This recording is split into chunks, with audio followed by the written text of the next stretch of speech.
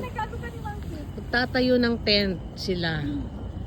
Ay, ang galing naman ng tent na yan. Walang ano, basta bubuksan mo lang. Open lang siya. I-open mo lang. Igagano ko na din to ba? Sabi niya kanina kasi tananong niya ako. Sabi niya, ako ba to? Sabi ko, wag. Gagang. Tapos bigla ako naisip, sabi ko, kahoy naman yung dala ko.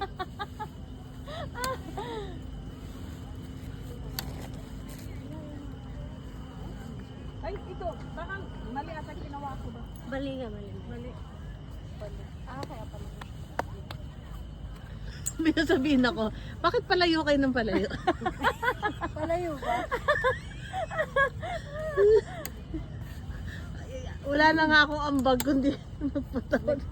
Papatawa, binibidyo ko. Binibidyohan ko lang eh. Ay, matutulog na tayo. Saan ba ipapasok yung banig? Dyan sa loob?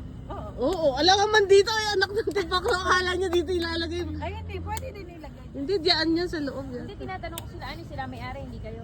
Oo nga. Di ko alam. Tanong mo. Hala!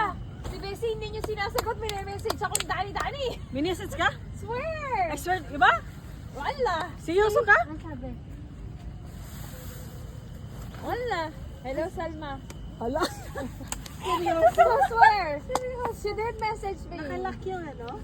Yung mga feet niya, wala. Wala ka talaga. Ah, maganda yung ganito na ano. Open lang. Sa harap